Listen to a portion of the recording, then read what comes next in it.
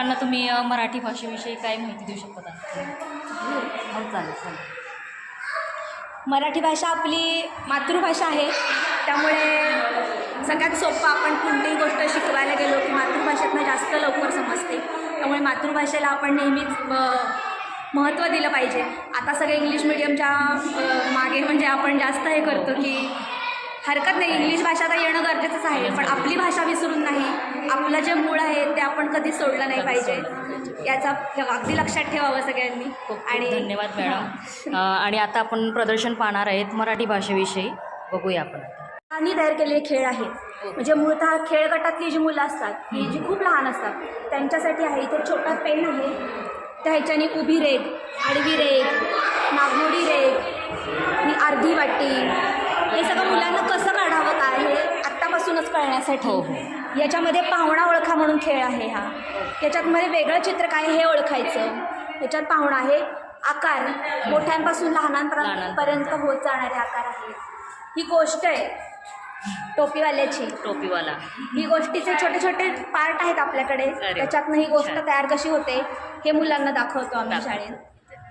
इकडे बघितलं तर हे रेल्वे स्टेशन आहे, म्हणजे रेल्वे स्टेशनची माहिती व्हावी मुलांना म्हणून की रेल्वे स्टेशनवर काय काय असतं.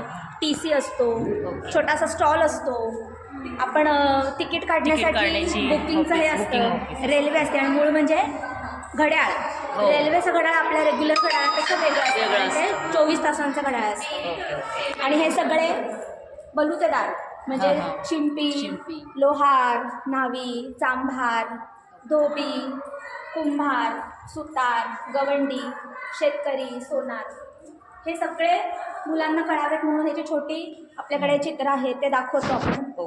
त्याचप्रमाणे अक्षर, परत प्राणी, कोणता प्राणी पक्षी काय खातो, कोणता प्राणी किंवा पक्षी कुठे राहतो, ते सगळं आहे. आणि हे जोड्या म्हणजे बॅट, बॉल, धनुष्यबाण, ढाल, तलवार, म्हणजे मुलांचा सर्वांगीण विकास. हे म्हणजे तारकांचा पुंजका, हे जोड्या मुलं स्वतः लावतात. पक्ष्यांचा थवा, किल्ल्यांचा जुडगा, ह्याच्या आपण जोड्या लावायला शिकवतो मुलांना. ही अक्षराचे अशा खाचांचे आहेत अक्षरं, ती बरोबर कुठे लावायचा ते आहे. त्याचप्रमाणे ही गाड्यांची चित्र आहेत, फळांची आहेत ओळख, ते होण्यासाठी ही अक्षरं आहेत. आणि कोणतं अक्षर आणि ते वेगळे अक्षर आहेत ती त्या ठिकाणी ठेवायची, म्हणजे धच्या समोर ढ ठेवायचा, नच्या समोर न, असं आहे ते. ही खोद पाटी म्हणजे गिरवायची पाटी आपल्याकडे. पेन्सिलनं आपण ती पाटीवर अक्षर गिरवायचं, म्हणजे मुलांच्या अक्षराला वळण येण्यासाठी